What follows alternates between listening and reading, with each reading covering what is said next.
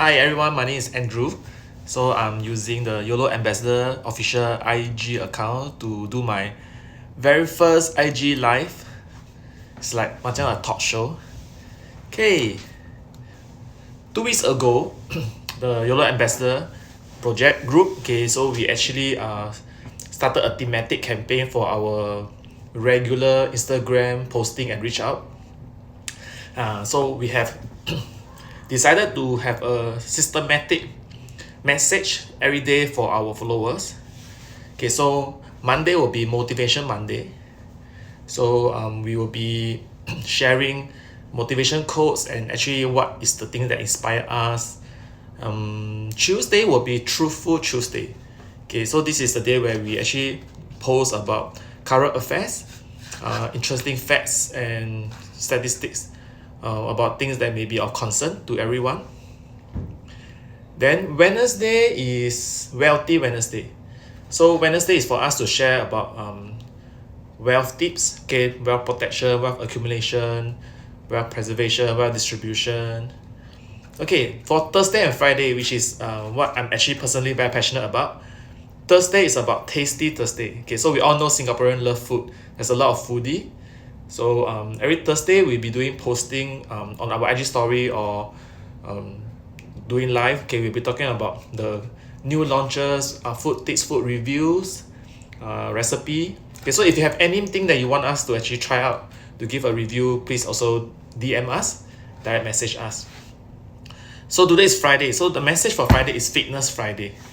So today is the first session. So I'll be just giving a talk. So if there's any question that you all want to ask, you can just ask. Hi Lauren. Our most loyal and faithful supporter. Yeah, I always see her around. Hi Lauren. Hope you have a lunch. So Fitness Friday. So this is a topic that I'm passionate about because like fitness. So what does fitness means to you personally? So to me it's more than just wellness, more about just being healthy. It's a whole person total body concept, total body holistic approach towards like how fit you actually are. So of course we usually measure in terms of the important pillars such as physical fitness, so functional fitness. We also have emotional fitness, spiritual fitness, mental fitness. So all these, like when we talk about how healthy, how resilient a person is. Financial fitness, that's also important. Are you financially fit enough to retire in Singapore? So this is something that we are very passionate about. So for me, I started my younger days, when I first joined the workforce, very enthusiastic and very serious and eager to pursue financial fitness. So I devote myself a lot to my work. I really enjoy my work, meeting new people to talk about financial planning and the importance of wealth management. So much so that I really feel that I neglected my health. I think it's a very common thing that a lot of people, they will face somehow at their earlier years or one stage of their life or another. So like we neglected our personal well-being, we neglected our physical fitness because we just like too engrossed and too obsessed with achieving our career success. So I gained a lot of weight. I become really unhealthy. I got very bad BMI and I even got high blood pressure. So that was diagnosed and I have to be on medication. So that made me really rethink about that. Do I really want to like have so much financial success and and be so financially fit but physically weak? So that's where I decided that I really need to reprioritize what's important in my life. And I actually really took a long serious thought to change my unhealthy habits and form new habits regarding my approach towards like my life. Such as having enough sleep, drinking enough water, eating the right amount of food and the right kind of food, as well as like falling in love with physical activities. I think that's really important because if you don't enjoy it and you have to force yourself through, I don't think that is sustainable. and then we don't want to go on this yo-yo emotional roller coaster. Correct? Just like I believe that it's the same thing as approaching your financial success or your any success in any area. I think one of the key thing is like you have to be consistent before you like persist and do the right thing to achieve that result end of the day. Yep. Like very often we are very attracted by instant gratification. Okay, we are like just can't wait to fall in love with the latest new strategy. Yeah, and we just want fast result instantly, immediately. The faster the better. Okay, and I went through that path. I also in my desperate attempt to actually get healthier. Okay, the first step is to lose weight. I lose that obsessed amount of like weight because I was like heavily grossly overweight. So I took a lot of quick fix. Okay, I went on like all the different diet. Yep, like meal replacement, like medication, diet supplements, of course all the TCM, all the weight loss salon, all the package that I can't even remember how much package and how much I spent all this treatment, all this like apparel wear, all this cream and lotion that you apply is supposed to help you to lose weight, like it's just very frustrating that you lose 2 pounds, you lose 3 kg, then you put back. Okay, because fundamentally I didn't change my approach towards like food, nutrition, and my physical activities. Okay, yeah, so I think today what I want to talk about is like what actually bring about all this change. Okay, I really think that it's the more important question, right? Okay, is the why. Yeah, I'm sure some of you heard that before. Okay, it is the why, it's not the what. Okay, so some of my old friends may have seen me when I was like maybe 100 kg. Okay, I'm sure you can dig out my old photos on my social media account. Like, so how do I actually drop almost 30 kg in 1 year? Okay, so like a lot of friends that haven't seen me around, they will ask me like, so hey Andrew, what do you do? What workout do you do? What diet do you take? What do you eat? No, yeah, how do you do it? Okay, so honestly, I just want to share today. I think the important question is not the what and the how, because even if I share with you, doesn't mean that you will do it or it's useful to you. I want to share is the why. Okay, yeah, why did I do it? Because honestly, we all know what we need to do. Yeah, no, all the calorie deficits, like all the like we all know what we need to do to lose weight, to be healthy. We all know what we need to do to get richer, to be more successful. Okay, but we don't do it. You see, or to be more exact, we don't do it consistently and regularly enough. Okay, so why did I succeed in doing it? Okay, so I have a few steps, okay, that works for me. Okay, so I will share today, and I'm not sure if it works for you, but please let me know if it works for you. Okay, I'll be happy to know that. First thing is you have to change your identity. That means how you see yourself. Okay, when you look at yourself in the mirror. Okay, yes, when you look at yourself in the mirror, okay, how have you actually how many of us actually really look closely at ourselves? No, I mean, we wake up every day, we brush our teeth, we do our grooming, okay, we do our hair, etc. We do look at our reflection, but have you took a real close at yourself, like do really examine yourself clearly? Do you like what you see in the mirror, or you're telling yourself that it's okay?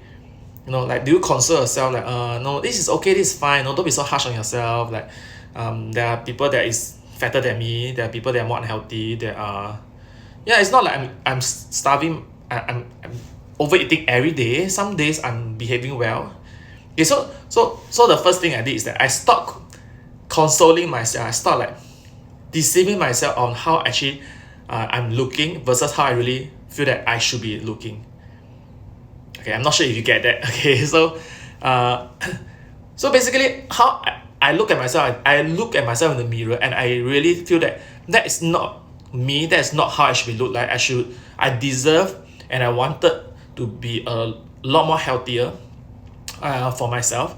okay, so that I can do what I want to do for my loved one and the rest of my life. So I look at the mirror and feel that, okay, I think this is not how this image, this reflection that's looking back at me, this is not who I am. This is not who I am. Yeah.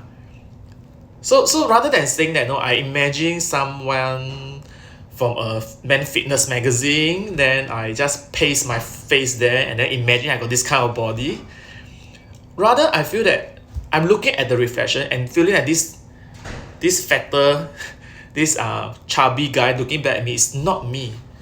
Okay, and I start to acknowledge all the feeling and stop sugarcoating all the like consoling, like no, I'm not, there's people worse than me, like all these things.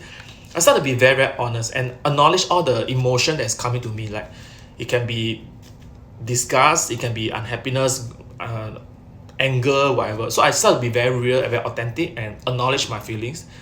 And I really use that as a source of energy to meet the changes. Yeah. So I think that is a very, I spent so much time talking about step one. Yeah, so that is step one. Okay, so like you really need to change the way you see yourself, because if you see yourself the same way and you're okay with that, that means by looking at that you, that chubby you in the mirror, you're okay, you can still eat, you can still sleep, you can still go on life as per normal, then nothing will change. Yeah, because change is uncomfortable, it requires a lot of effort and deliberation, and habits take long time to form. Yeah, I don't know, some say 21 days, some say 100 days. I think it's even longer than that sometimes. Yeah, so it requires a very compelling reason for you to change. So you have to find that reason why you must change. Yes, why must you change? Okay, and that is usually a very emotional reason. Yeah, more than just the benefit of what you will get after you change. Yeah. Okay, so with that, yes, actually that is the first step, and I think that is the most important step. The second step, the third step, the fourth step, right, will be natural to you already. Okay, yeah, that is the trick question. So after you find out your compelling reason, your absolute why must you change, then you will just do what you need to do. Yes, digest that. Then you just do whatever you must do, and as long as you're focused on the outcome, you trust the process, you enjoy the journey, you will get there eventually. Yeah. So so to summarize the whole thing, I feel that a lot of people didn't get what they want in terms of the eventual success. I mean, this applied to not just physical, it's also applied to financial, spiritual, mental, etc. I think largely it's because a lot of people didn't know why must they get the thing in the first place. So they are doing it because they seem right, because it seems logical, because it seems like it's expected of you. You make it feel like it's more of a obligation or a false commitment than something that you really internalize and you really internally wanted it. Okay, yeah. So I think the missing step for most people is to change and get the why must. Okay, we all know, we all like to be slimmer, okay, prefer to be fitter, hope to be fitter, wish to be fitter. The question is, why must you be fitter? Why must you be healthier? Why must you be more successful? Is there a reason? And what is that reason? What is the emotional connection that connect the reason, that make that problem become painful? Yeah, okay. Actually I didn't intend the message to be so serious today. Yeah. So okay, let's change the energy. Let's move a bit. Hello, the other people that just joined in. Okay, I don't know who's left. Okay, hi Derek, hi Nicholas, hi Jay. Okay, so actually I want to actually share something that I think is happening soon, and I think it's very exciting for me. So some of you may know. Okay, for those that have been in touch with me, for those that have not. Okay, so I actually pick up ultra running since the start of the COVID pandemic. You know, like especially during the circuit breaker, where we are not really allowed much option. Okay, so I start running. Okay, so all the while I have like been during my weight loss journey, like my when I start to lose weight and get healthier, I start to meet a lot more friends that are into fitness. Okay, I got to know more people in the different sports and running community around Singapore. A lot of different running clubs, sports groups, etc. So I have made a lot more friends in the that is very serious about HIIT, Spartan, OCR training, boot camp, so on and so forth. Okay, CrossFit, like you name it. So so running is definitely is the one of the thing. I know a lot of people will include running in their workout program. So I've been running a lot with my one of my first buddy, Patrick, who started out with me, and then after I move on to like different groups, Think Rebirth, etc., as runners. Okay, just to shout out a few names. Yeah, so during the COVID pandemic, right, I realized that okay, I want to change my direction because I see a lot of friends, a lot of runners friends that get injured so often. Okay, one of them is Patrick. Like, no, he's a very strong runner. He's a very fast runner. But I don't know about the thing about when you push yourself too much, like it seems to like you get injured. Yeah, easily. And then when you like over pull your hamstring, you sprain or whatever, then you're out of action for a long time. So there's always this fear of me that I don't want to just run faster and faster. Yeah, but of course, like I enjoy running to a certain extent, but no, I also don't want to stay stagnant. Okay, because that is not an excellent mindset. No, that I know I want to do better. No, we all seek growth, improvement, right? So the thought of like actually like okay, if I don't want to run faster because I have got this negative anchor that like running faster lead to higher injury, then why not I run further? So I start to increase my running to distant running mileage. I start to clock longer and longer mileage. And so coincidence, and I think it's a fated coincidence that during the circuit breaker, they start to have more virtual races to encourage people to clock longer distance. Like we are talking about marathon, 50 kilometer, or they have like races not on like how fast you run, but how far you run. Okay, maybe how far can you run? The total top 3 mileage will win something. Okay, so I start to fall in love. I start to like run further and further. Along with my buddy, my ICD ice cream duo buddy, Ronald, we actually start to clock a lot of distance. Okay, and then we just get inspired along by the community, yeah, by different people that like one of the earlier inspiration came from Justin. Okay, so he actually complete a round island Singapore round Singapore run. Now a lot of people are like doing cycling around Singapore, like because we are also bored, right? And he actually did a run.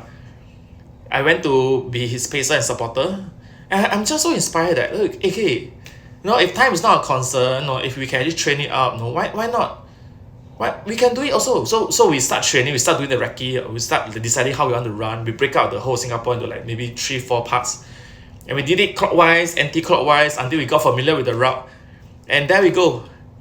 It was like a 24-hour project. We eat, sleep outside. We just keep going. Okay, we're tired, we walk. We're hungry, we eat along the way. But we just keep going. That is about 115 kilometer, one shot. And yeah, it nearly killed us. But it was so satisfying.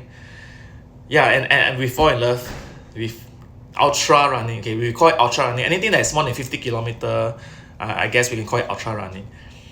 Yeah. So, and the story doesn't end there. So after that, we start to sign up. I found there's a lot of events that is focused on ultra running. We start to do longer distance. Okay, there is this running guild that actually organize ultra runs. So we start to join the 100 miles race. Okay, they have a specific cut-off time. Okay, 100 miles is about 161 kilometer. Yes, and we did it. And then the next challenge is 200 kilometer. Okay, and there's a specific route you have to follow. That means you have to really like look at the map, GPS, and then you have to follow the route. Okay, you are spending like 2 days 2 nights outside. Like I remember the first night was okay. I remember the second night, we just collapsed. Basically we're like a zombie. Okay, the 100 miles we had to combat like fatigue, like abrasion, blisters, cramps, like you name it, all the usual runner problems, right? And we have to like keep going because like if you stop it or if you give up, DNF, then you actually wasted all your effort and all the supporters like cheers and like, so we just keep going and we managed to complete it. It was like so addictive. And of course we have to keep going. Then next is the 200 kilometer. That was actually last year, end of last year. Yeah, so we started with a bunch of friends and finally left me, Ronald and Jessica. We didn't manage to complete it. We actually gave up. We did about maybe almost 180 kilometers. We gave up during the last 20 kilometers because we only left maybe about 3 hours to the cut-off time, and we believe that we couldn't complete another 20 over kilometer within less than 3 hours. Yeah, so we dropped out of the event, and it was painful, but we feel that was a smart things to do lah. Okay, we learned a lot of lessons. Okay, how do we actually manage the weather? No, like how we thought we did enough heat climatization training, but the sun really killed us. Okay, yeah, the Singapore sun is so unforgiving. Yeah, we were burned. Okay, so yeah, so enough about all these stories. So that was all last year. Okay, so this year, okay, we wanted a revenge race. Okay, we want to actually complete the 200 kilometer because that's where we end. You know, we want to end there. We want to cross our pinnacle, our height of our success. You know? So we promised each other, okay, let's come back and do the 200 kilometer this year, which is the based on the running calendar, is supposed to be at end of this year. And guess what? Like all of us, I know we are all toxic friends with each side. We found out that that is not the furthest, the longest event. In fact, the longest event is 200 miles, which is 322 kilometer minimally. Okay, that is at least 120 more than 200 kilometer. No, so get this, like we didn't even manage to complete the 200 kilometer, and now we are jumping ahead to do the 322. Yeah, but why not? Why not? I mean, we can do the 200 miles. Definitely, we can surely complete the 200 kilometer, right? So yeah, let's just jump ahead and do the 200 miles. Okay, so like we are severely under-trained and under-prepared, no, as compared to the previous event. But me and Ronald, like, no, we very gung-ho. Like, we just decide, like, let's go. Like, stop thinking too much. Like, life is not for you to analyze and plan non-stop. No, like sometimes you just have to stop guessing yourself and just do it. Okay, yeah. I mean, how bad can you get, right? If you cannot pull through, then just give up lah. Just stop along the way lah. Okay, so the event started. Okay, you have to complete during this duration. There is the accumulator option. That means you can accumulate the 200 miles. But what we really wanted is to get on the leaderboard, which means that we have to complete the 200 miles within one shot. Okay, within 77 hours of cut-off time. 77 hours, that is 3 days 3 nights plus 5 more hours. Yeah, we have to eat, shit, shower, everything on the move. Yeah, for those that are new to this concept, that's how it goes. Yeah, so we actually planned for our first attempt. Okay, so we did some recce, we did some training, and we planned for our first attempt. Okay, about 2 weeks ago, before my cruise trip, and we have some new ideas and new strategy. Okay, on how to actually approach this 200 miles event. Okay, and I just want to say it failed badly. Okay, yeah, we were terrible. Yeah, so it failed badly. None of us last more than 85 kilometers. Yeah, that's how bad it goes. Okay, so like what happened is actually we feel that, okay, because from the 200 kilometer experience, we realized that we were not that strong as a runner in terms of speed and everything. So like the logical approach most people will be thinking is that for such a long race, right, you should actually cover more mileage at the first day, especially because you are fresh, you're more awake and more energetic, so you should cover more mileage, because as you get more and more tired, right, you will be slower and slower. Okay, I mean, that's true, but we thought that we wasn't that strong, so the running wouldn't make that much significant impact also. So what we thought of doing, okay, which is a bad idea, what we thought of doing is that we should walk all the way. Okay, so let's cover about 5 to 6 kilometer per hour. Let's do a reasonable brisk walking all the way.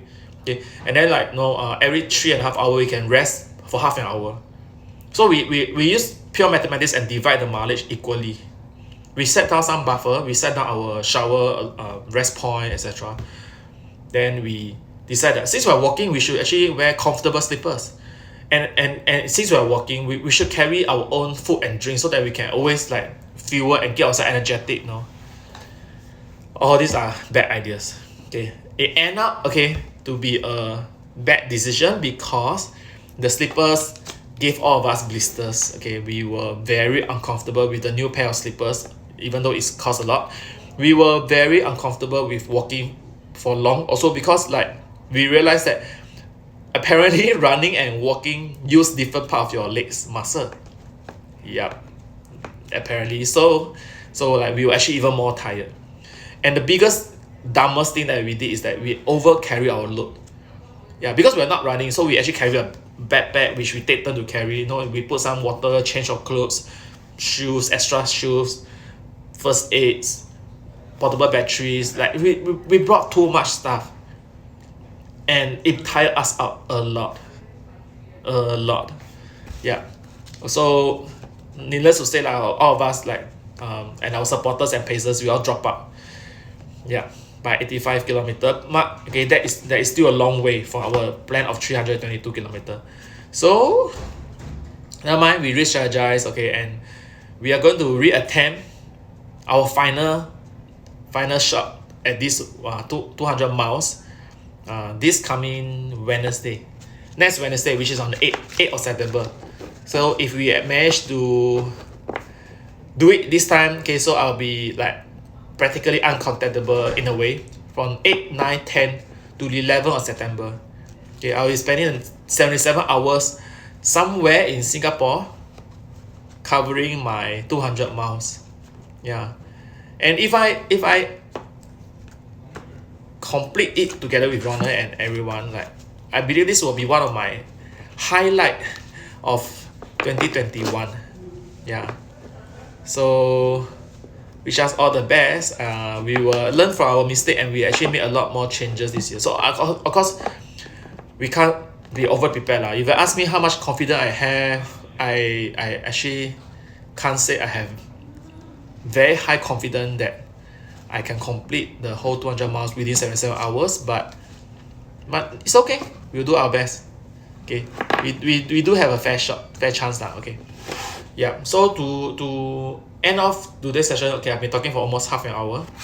Okay, so to round out today, like what I'm sharing with you, right? Okay, of what I feel that's important, what should be prioritized, okay, and not neglected in your life, and I also share a bit about my personal journey in my pursuit, like for challenges and improvement. Okay, I really hope that everyone of you that listening, or you one day will listen to this recording, okay, y'all actually will give some thought about like what is really important in your life and what will keep you energized and motivated to go on. Okay, and do share with me like actually what is the thing that inspire you and actually encourage you to actually continuously get out and be uncomfortable to push yourself. Okay, I would love to hear from you. Okay, with that I will end today's session of my first IG live. Okay, thank you, bye. Okay.